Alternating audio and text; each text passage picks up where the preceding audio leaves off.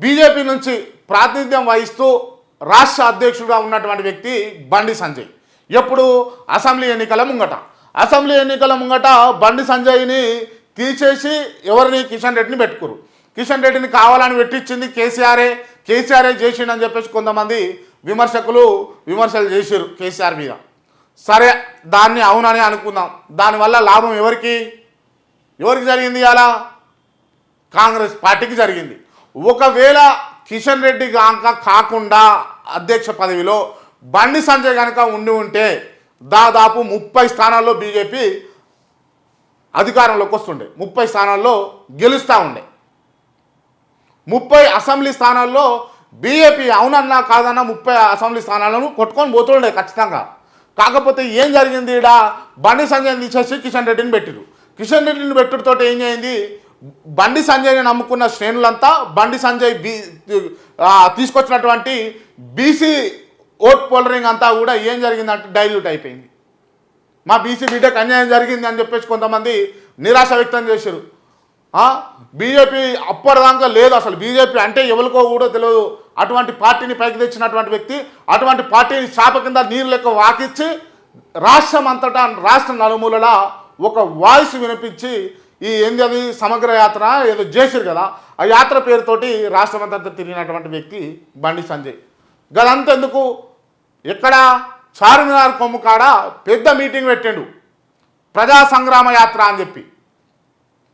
So మొత్తానికి పార్టీని అంతా రాష్ట్రమంతటా విస్తరించి దాదాపు 30 స్థానాలు వాళ్ళు సర్వే చేయించుకున్నటువంటి సర్వేయర్ చెప్పినటువంటి అంశాలు ఏంటి అని అంటే 30 స్థానాల్లో బీజేపీకి అయితే లోటు లేదు బండి సంజయ్ అధ్యక్షతన అన్నట్టు చెప్తే ఏం చేసిరు అంటే బండి సంజయ్ని లేపి కిషన్ రెడ్డిని పెట్టారు. దెబ్బకు ఎక్కడో ఉన్నటువంటి బీజేపీ గ్రాఫ్ అంతా దెబ్బ కింద పడ్డది. ఎందుకు పడ్డది అంటే బీసీ వర్గానికి చెందినటువంటి బండి సంజయ్ని తీసేసి మళ్ళా రెడ్డి సామాజిక వర్గానికి సంబంధించినటువంటి కిషన్ రెడ్డికి పెట్టిరు. సరే, కిషన్ రెడ్డికి ఎందుకు పెట్టిరు అని అంటే కిషన్ రెడ్డి వల్ల పార్టీకి ప్లస్సే కావాలి కానీ మైనస్ ఎట్లా అయింది అన్న అంశాలు ఒక్కసారి గమనిస్తే, కిషన్ రెడ్డి ఆల్రెడీ కేంద్ర మంత్రిగా వ్యవహరిస్తూ ఉన్నారు. కేంద్ర మంత్రిగా వ్యవహరించేటటువంటి వ్యక్తికి ఇక్కడ రాష్ట్ర బాధ్యతలు అప్పచెప్పుతున్నప్పుడు అక్కడ ఒక మంత్రిగా న్యూట్రల్గా దేశ సమస్యలపైన లేకపోతే తను రిప్రజెంట్ చేస్తున్నటువంటి రాష్ట్ర సమస్యలపైన న్యూట్రల్గా తను ఏం కావాలో ప్రజలకు అది చేయాల్సినటువంటి అవసరాలు, అర్హత, బాధ్యత అయితే కిషన్ రెడ్డి పైన ఉంటుంది. అటు అది సరిగ్గా నిర్వర్తించలేక ఇటు రాష్ట్ర అధ్యక్ష పదవిని సరిగ్గా నిర్వర్తించలేక చాలామంది కూడా ఏమన్నారు, నిరాశకు వచ్చారు. బీజేపీ పార్టీ కార్యకర్తలే నిరాశకు లోనయ్యారు.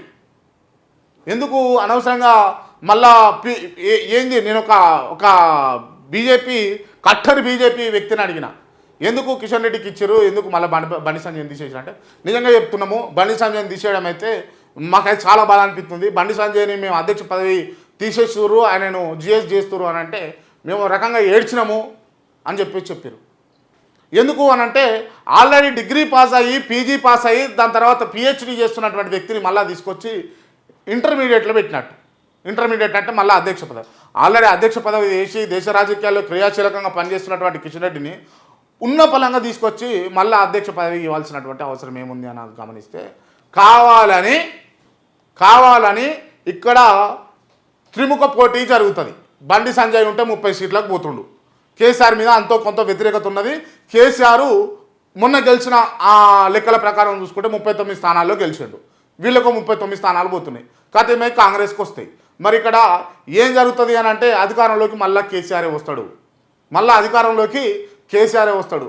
సో బండి సంజయ్ని తీస్తే బీజేపీ డౌన్ అవుతుంది, బీజేపీ గ్రాఫ్ డౌన్ అవుతుంది. సో కాంగ్రెస్కు పోతే పోని అధికారం, కానీ కేసీఆర్కు రావద్దు అనుకున్నాడు.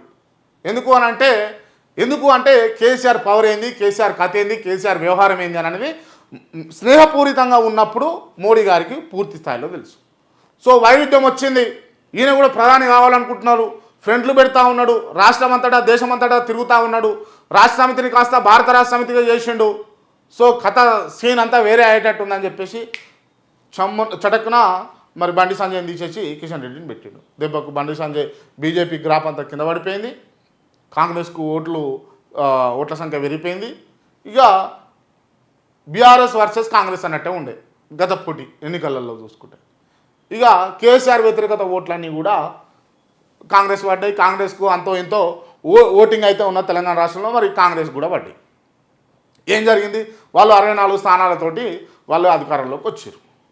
ఇవాళ కేసీఆర్ను మళ్ళా వస్తావా సస్తావా అన్నట్టుగా కేసీఆర్ బిడ్డ కవితను అరెస్ట్ చేశారు. ఇప్పుడు ఏం చేయాలి? ఈమె అయ్యా అప్ప మనం మేము మీతో కలిసే ఉంటామని బతలాడితే ఈమె వితిన్ 2 డేస్లో బయటకు వస్తుంది. విత్ బెయిల్ తోటి వితిన్ 2 డేస్లో బయటకు వస్తుంది. కానీ వీళ్ళు ఏందనంటే అసలు అంటే ఇక ఈ రాజకీయాలన్నా చేయకుంటుకుంటాం కానీ ఇటువంటి పని చేయమన్నట్టుగా వీళ్ళు ఉన్నారు. సో అందుకే మీకు ఇంకా బెయిల్ వస్తలేదు.